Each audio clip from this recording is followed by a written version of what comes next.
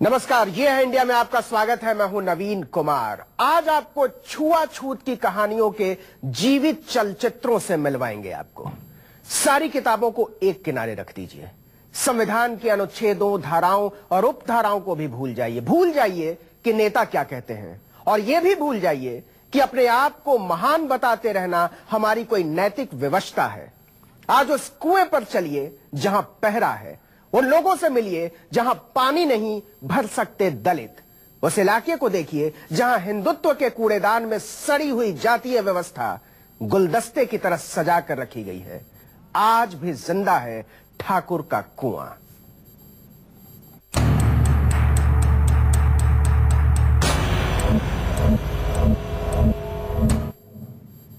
आज आपका यह भ्रम टूट जाएगा कि पानी का रिश्ता प्यास से होता है।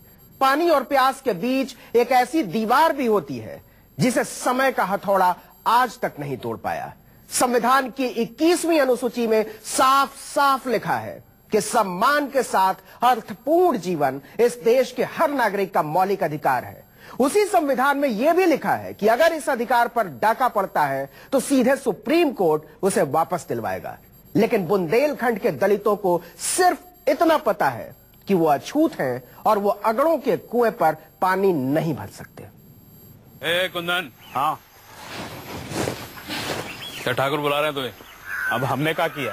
तुमने कुछ नहीं किया, वो कुछ करने वाले हैं। 95 साल पहले भारतीय समाज के इस सड़े हुए संस्कार पर अपनी कलम चलाई थी। सोचा था आजादी के बाद ऐसी कहानियां इतिहास का हिस्सा हो जाएंगी।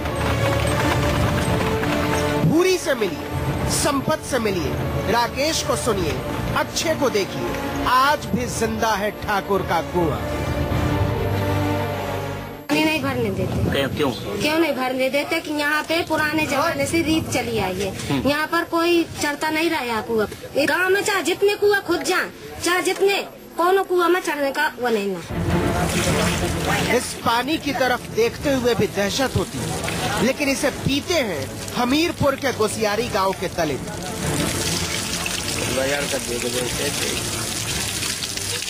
भूरी के घर के सामने ही एक कुआं है, लेकिन इस कुएं के बाहर एक ऐसी रेखा है जो भारत और पाकिस्तान के नियंत्रण रेखा से भी ज्यादा भयानक है।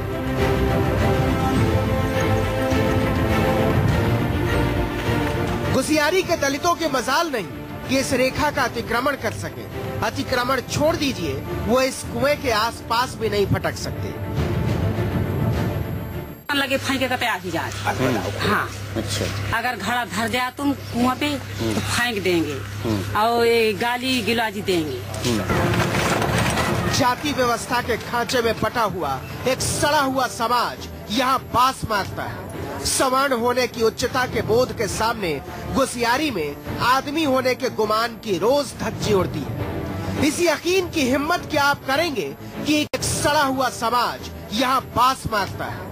सवर्ण होने की उच्चता के बोध के सामने गोसियारी में आदमी होने के गुमान की रोज धज्जी उड़ती है। इस यकीन की हिम्मत क्या आप करेंगे कि 21वीं सदी के 15वें साल में भी कुएं के पानी पर कोई पहरा हो सकता है? इन तस्वीरों से मिलिए। हिंदुत्व की चरमराती हुई ईंटें हजारों लोगों की प्यास पर भारी हैं। गांव के सवर्णों के लिए वो अछूत हैं, इसलिए कुएं से पानी नहीं भर सकते। एक कुआं है तो एक कुआं से पानी तो हम लोगों को वहाँ मिलता नहीं पानी। न हमारे पुरखों से वहाँ कोई चढ़ा, न हम चल रहे हैं उसमें।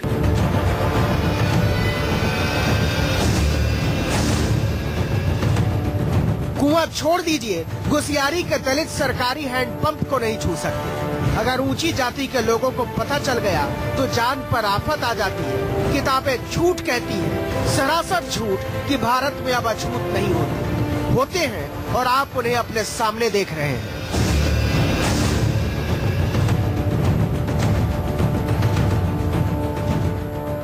छू नहीं गया, न छूने देते हैं। अभी भी वही रीत चली आ रही है।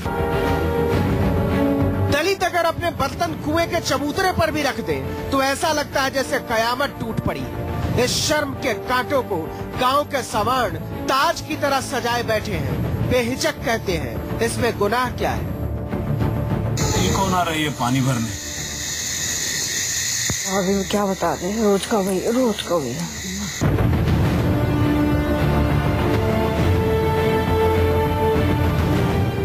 ठाकुर का कुआं भारत की महानता की श्रुतियों की छाती पर बैठे महाशर्म के एक उधड़े हुए रेशे का नाम। हजारों लोगों की छायाओं तक को अछूत समझने वाली जमातें सिर्फ भूरी, संपत्ति या अच्छे की प्यास की हत्या नहीं कर रही है, इस देश में आजादी के एहसास की हत्या कर रही है।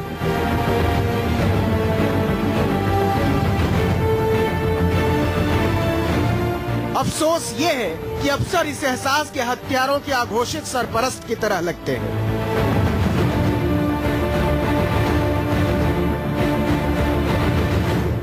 इस तरह की अभी कोई शिकायत नहीं हुई। तहसील में हम लोग बैठे थे, कमिश्नर मैडम भी आई थी, तो ये इस तरह कोई शिकायत नहीं है। अगर इस तरह कहीं कोई शिकायत आती है तो एक तरह से वो अपराध है और उस पर कठोरतम कार्रवाई जिला प्रशासन द्वारा की जाएगी।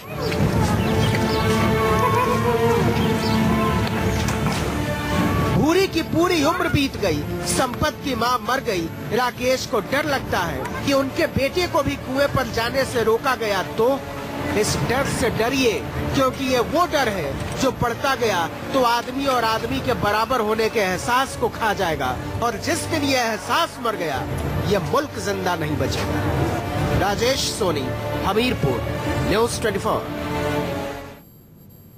हमीरपुर की औरतें, बच्चे, बुजुर्ग पीने के पानी के लिए रोज एक युद्ध लड़ते हैं। जहां पानी है वहां के लिए उनकी छायाएं भी अछूत हैं, और जहां उनकी छायाएं आजाद हैं वहां का पानी कीचड़ हो चुका है। आपको लगेगा हम शर्म की इस कहानी को कुछ ज्यादा बड़ा बना रहे हैं, लेकिन यकीन मानिए, जिस तरह से बुंदेलखंड में दलित पानी की तलाश में निकलते हैं, वैसे कोलंबस अमेरिका की खोज में भी नहीं निकला होगा। बाघ और बकरी के एक साथ पानी पीने के कहावत का सच क्या रहा होगा किसी को नहीं मालूम, लेकिन आदमी और जानवर के साथ पानी पीने का सच आपके सामने है। नाले में तब्दील हो चुकी इस सूखी नदी में साफ पानी भले न बचा हो, लेकिन जो बचा है वो आसपास के कई गांवों के दलितों को जिंदा रखे हुए यह है कि मरी आ जाती हैं प्यासन के मारे। इलाके का इकलौता कुआं जिसमें पानी है, उसकी चौहद्दी के लिए भी दलित अछूत है। नतीजा, जिस पानी को आप छूने की भी हिम्मत न जुटा पाए, उसे पीने के लिए ये औरतें मटकों में भरकर घर ले जा रही हैं। जो पानी जिंदा रखे वही इनके लिए गंगा जल है। पहले हम पानी रखते हैं घर में, फिर स्कूल जाते हैं। घर में पानी नहीं। पूरा गांव सुबह होते ही पानी की तलाश में निकल पड़ता है। बच्चे साइकिल से निकलते हैं, बड़े रिक्शों से, बैलगाड़ी से सुबह से शाम तक पानी की खोज चलती रहती है। और पानी भी कैसा, जिसे देखकर प्यास ही मर जाए। ये वो इलाका है जहां बच्चे दूध के लिए नहीं, पानी के लिए बिलबिलाते हैं। चुल्लू भर पानी बिना पहरे के जो दे दे वो यहाँ देवता है। मोधा प्रखंड के कपसा, गुसियारी और गुढ़ा जैसे बीसियों गांवों के हजारों दलित रोज अपनी प्यास और बेइज्जती के बीच तालमेल बैठाते हैं। कई किलोमीटर पैदल, साइकिल और बैलगाड़ी के सफर के बाद मिलता है तालाब का पानी, नाले का पानी, नदी का पानी, पानी जो जहर का दूसरा नाम है। सबके बाल बच्चा घर में आराम करा थे, हमारे पूरे बाल बच्चा ऐसे न पढ़ाई कर पाओ न लिखाई करो, यही कहते ताला का पानी देख ले, न तो नहा लायका न कपड़ा धोने लायक। बुंदेलखंड में पानी जरूरत नहीं है, जीने का मकसद है। रात रात भर जाग जाग कर लोग कनस्तर और कूपे लेकर पानी के सोते की तलाश में भटकते हुए मीलों का सफर तय करते हैं। घर में मेहमान आ जाए तो लोग पानी नहीं, कोल्ड ड्रिंक पेश करते हैं, क्योंकि वो ज्यादा आसानी से मिल जाता है। बाहर के लोग आते हैं हम लोग के यहाँ, हम लोग ये बेहतर समझते हैं कि घर में ना ले जा करके उनको कहीं दुकान से पानी की जगह कोल्ड ड्रिंक पिला करके उनको विदा कर दें, ये कहीं हमारे घर ना आ जाए। एक तो पानी नहीं और दूसरे अछूत होने का ठप्पा, ये वो तकलीफ है जो जिंदगी को जीते जी मौत से बदतर बना देती है। आदमी तो फिर भी अपनी प्यास बुझा लेता है, लेकिन जानवर क्या करें, तो वो दम तोड़ते जा रहे हैं। बुंदेलखंड पालतू पशुओं के भयानक कब्रिस्तान में बदलता जा रहा है। हालात इतने बुरे हैं कि रोज कुछ लोग बुंदेलखंड छोड़ रहे हैं। इनमें से ज्यादातर दलित हैं। कुएं का पानी मिलता नहीं और दबंगों की आंखों का पानी मर चुका है। नतीजा, सैकड़ों साल से बाप दादा की जमीन अब बेगानी लगती है। मरना ही है तो प्यास से क्यों मरे। बुंदेला तेरा पानी गजब कर जाए, गागर न फूटे चाहे खसम मर जाए। ये पंक्तियाँ यहाँ की त्रासदी की एक एक बूंद के लिए पानी की कीमत की दास्तां बयां करती हैं। आपने यहाँ देखा है किस तरह की त्रासदी है। पानी की किल्लत यहाँ सिर्फ प्यास से जुड़ा मसला नहीं है। कोई बेटियां ब्याहने को तैयार नहीं है यहाँ। कौन चाहेगा कि उसकी बेटी प्यास के मारे छटपटाती रहे। नतीजा, नौजवानों की शादियां नहीं हो रही। कुलदीप से मिलिए, 42 के हो गए, पानी नहीं है इसलिए पत्नी नहीं मिली। शादी नहीं हो रही क्योंकि यहाँ पानी कमी है। पानी, पानी और पानी। जिस इलाके के लोगों की जिंदगी का मकसद ही पानी हो, वहाँ के लोग पानी के अलावा और सोच भी क्या सकते हैं। एक बिगड़ैल जातीय व्यवस्था, अछूत माने जाने की जलालत और पानी की किल्लत के त्रिकोण के बीच फंसे बुंदेलखंड के दलित सोचते हैं कि अगर यही जिंदगी है तो मौत क्या बुरी है। राजेश सोनी, हमीरपुर, न्यूज़ 24।